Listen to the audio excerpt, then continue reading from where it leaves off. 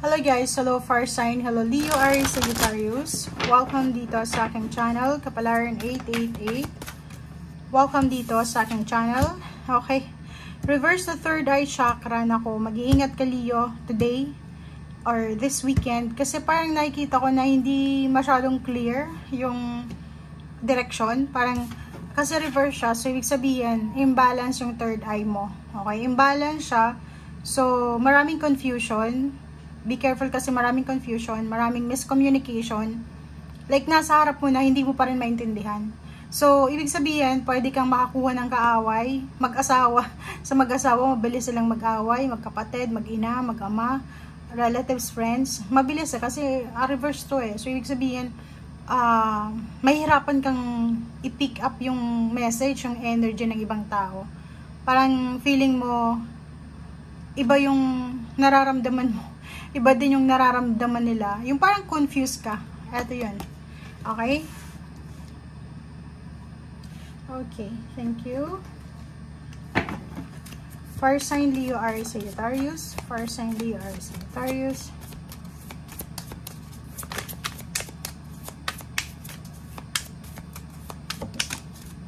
Okay. So yun.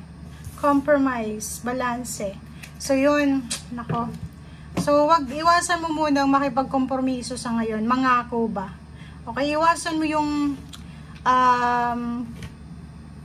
mangangako ka sa isang relationship, sa isang parents, sa isang family. Yung commitments ba? Okay, wag na wag mo yung gagawin. Wag kang magsasign ng contract today or wag kang magsasign ng kung anong mang documents kasi reverse to eh. Diba? Reverse siya. So, ibig sabihin, baka hindi mali yung pagkabasa mo sa contract na yun. Pwede kang ma-scam, pwede kang magsisi sa bandang huli. So, wag na wag mo yung gagawin this weekend. And makinig ka sa sinasabi ng intuition mo.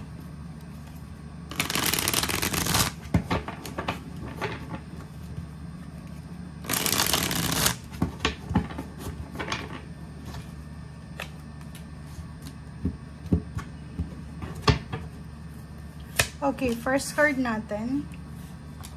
Oh. So, nakikita ko sa dito na this weekend may posibleng selebrasyon na mangyayari tungkol sa pamilya. Or pwedeng isang napakagandang balita ang matatanggap mo with your family. Parang ganun. Like, lump sum of money hinihintay mo, confirmation, ganyan, ganito. Yung iba dito medyo hindi pa klaro, parang ganun. Pero yung iba nakikita ko na sa relationship, like clarity sa relationship, clarity sa ibang pamilya, maayos. Parang yung pagpaplano ng isang okasyon, celebration ay posibleng magkakaayos-ayos sa ngayon, parang ganun. So, pwedeng involve ka or pwedeng ibabalita lang to sa'yo, okay? Or pwedeng today makatanggap ka ng invitation sa isang kasal, kakilala, kaibigan, kapamilya, parang ganun. So, may ikakasal, may wedding anniversaries, or engagement. Okay. Choices, options, decision. Dalawang trabaho. Dalawang bahay. Dalawang choices ito. So, ano man na pinagpipilian mo sa araw na ito, pag-isipan mong mabuti, meditate, contemplate. Wag kang gagawa ng decision this Saturday, Sunday. Monday ka na gumawa kasi 2 days to eh. So, Saturday, Sunday. Gamitin mo yung 2 days na yan para sa pag-meditate, pag-contemplate, pag-iisip, pag-analyze ng situation. Para hindi ka magsisi sa bandang huli. Okay? O, diba? 5. Diba? Para hindi ka magsisi kasi pag hindi ka nakapag-isip ng maayos, gagawa ka ng desisyon na naka-reverse yung third eye chakra mo, mahihirapan ka. Okay? Sa trabaho, sinasabi ng barahan na posibleng may mag-offer sa'yo ng source ng money, income, diba? Tangible things. Pwedeng relationship din siya. Or pwedeng mga gateway, portal ng happiness, ng peace and harmony, ganyan. Pero nakikita natin, since Pentacles ito, pera siya. So, kung may mag-o-offer dyan sa'yo, this 2 days lang na to, ihang mo lang siya muna. Okay? Huwag kang gagawa ng decision na, okay, tatanggapin ko ganyan. Wag na mong tatanggapin muna. Okay, Monday, parang ganun. Pag-isipan mo kasi yun yung purpose ng The Hermit eh. Kasi yung The Hermit is kailangan niyang mag-isip. Oh, 'di ba? The Moon. Mayroong iba sa inyo dyan na parang abala sa pag-iisip. Tama, may nag-iisip, may mga kinakatakutan, parang ganito. Nako, face your fears, face your kung ano man yung responsibilities, obligations na yan. Knight of Swords. May iba sa inyo ditong takot sa good news or sa news na parating. Parang may iba sa inyo dyan, far sign, na binablock nyo yung message. Comment down below. Kasi parang nakikita natin, may far sign ditong natatakot siyang mag-open ng kanyang messenger or ng mailbox or email. Kasi baka hindi maganda yung news. Natatakot siya eh. Pero, ang sagot sa'yo ng Magician, huwag kang matakot. Everything happens for a reason daw. Okay, so ano man itong result na darating sa'yo, ano man itong outcome na darating sa'yo, sabi ng Magician, tanggapin mo. Kasi ang lahat may rason. Nako.